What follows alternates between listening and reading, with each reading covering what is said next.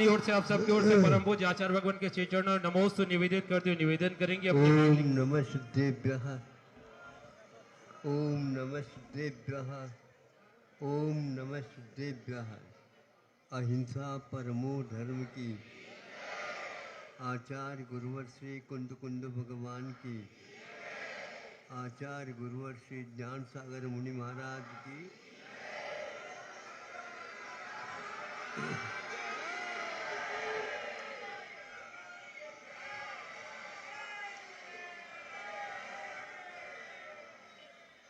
एक विशेष बात,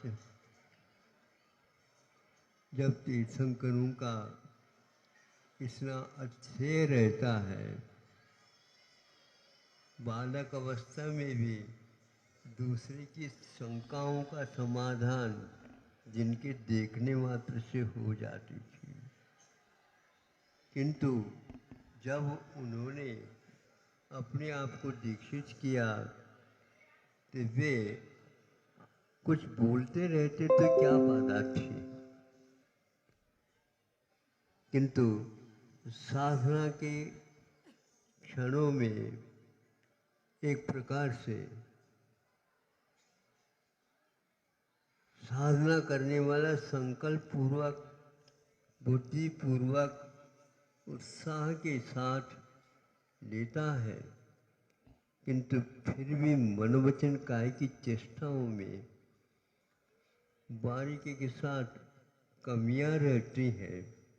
उनके संशोधन हेतु वह जब तक छद्मस्थ अवस्था यानी केवल ज्ञान जब तक नहीं होता तब तक बोलते नहीं।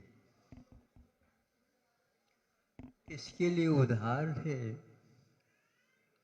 बोलने में स्खलन संभव है छद्मस्थ होने के कारण। उसमें शुभ के स्थान पर अशुभ भी हो सकता है। अशुभ ही हमेशा हो ऐसा कहीं भी नहीं होता, किंतु शुभ में स्खलन होता है, अशुभ में स्खलन नहीं होता।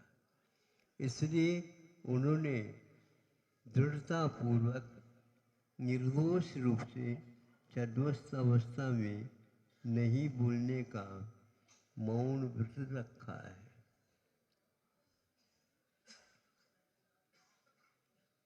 जब बोलते हैं बिना प्रमाद की भूमिका के बोलना संभव प्रारंभ हो ही नहीं सकता, और प्रमाद के काल में ही अप्रमत्त रहता नहीं, इसलिए उस समय यह स्खलन अनिवार्य होता है।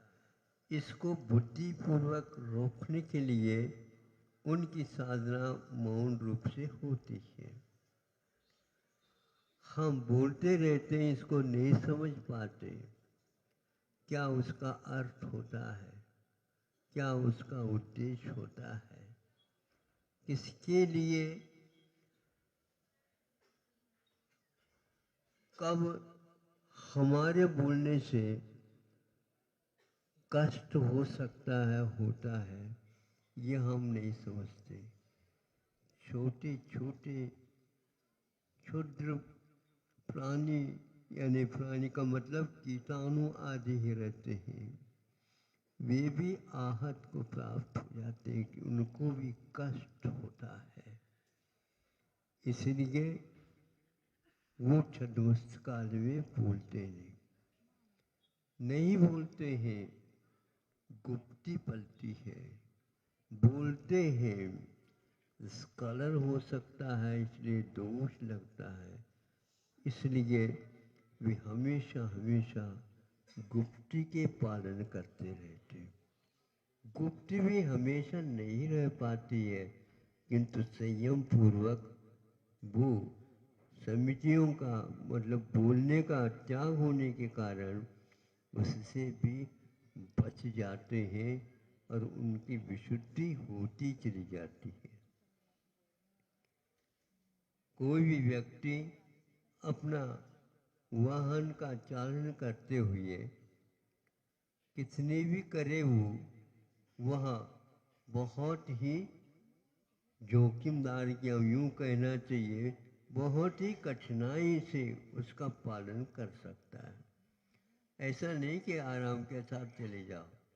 कुछ ऐसे भी वाहन होते हैं जैसे रेलगाड़ी है, उसके लिए सामने सामने बैठे रहे ये कोई अनिवार्य नहीं होता, लेकिन सावधानी अनिवार्य हो जाती है। सावधानी बहुत कठिन होती है। आप ज्ञान के स्वभाव ही है, किंतु सावधानी के स्वभाव नहीं।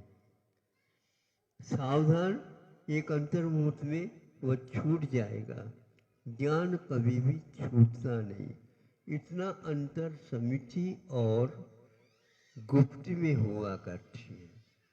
आप लोग जब पालन करते ही रहते हैं तो आप गुप्ती में रहने का उपक्रम कर सकते हैं। नहीं हो पाता है, इसलिए कायोत्सर करके उस प्रमादजन्य गलतियों के लिए वह महाराज हमेशा हमेशा काय के प्रति, वचन के प्रति और मन के प्रति असावधानियों का दूरीकरण करते रहते हैं। जैसे अभी ये आप लोग समझ लें, बोल रहे थे बोलते बोलते अर्घ में सुनने में आया, हमें आ गया तो आप लोगों को भी आ सकता है, इसलिए हम कह रहे हैं। तो उन्होंने काम मान निभाना है, हाँ, चौथे में तो उसके लिए उसके स्थान पर दीप की ओर चले गए या और उत्क्रम हो गया। अब सावधान नहीं थे, इसलिए वह क्रम टूट गया, और समिति में थे इसलिए पुनः वह कामवान के लिए आ गए हैं। तो इतना होता है, नहीं चाहते हुए भी ऐसे शब्दावली निकलती है। ये प्रवाद का और एक प्रकार से असावधानी का द्योतक है। गुप्ती में सावधानी और समिति में सामान्य रूप से अप्रमत्ता का द्योतक है। तीर्थंकर कहते हैं हमें इस प्रकार बोलना आवश्यक नहीं। किसी को भी उन्होंने उपदेश नहीं दिया, लेकिन हम लोगों के लिए उपदेश देने के लिए कहा है।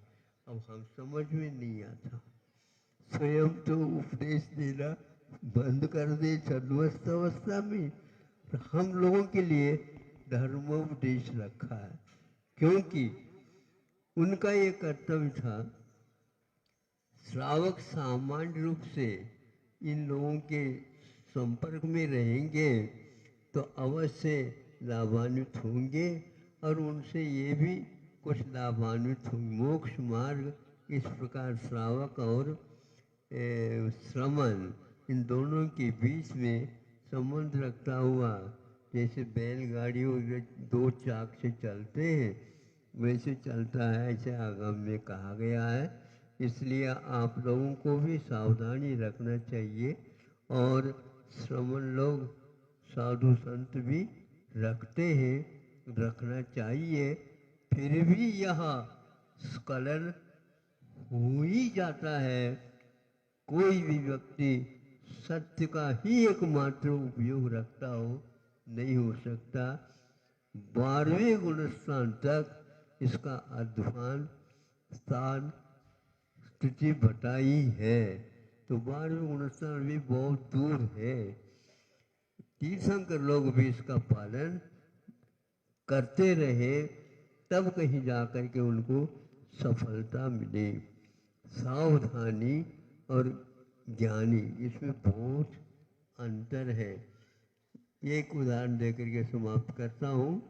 आप लोग जब स्वाध्याय होता है तो ग्रंथराज को ले आते हैं, सिर पर रख करके, और वो ले आता है वहाँ से, तो सभी जनता बैठी है तो सावधान कह देता है।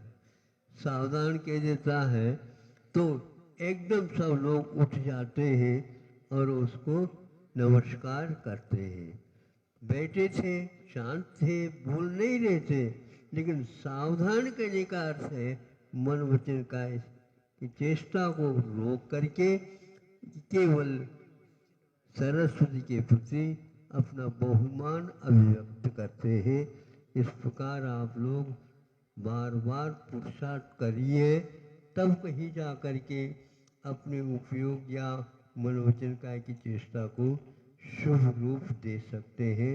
अन्यथा मोक्ष मार्ग ऐसे असावधानी के साथ इधर खा भी पी भी रहे हैं, आत्मा शुद्ध है, ये सब मालूम है। अहिंसा परमो धर्म की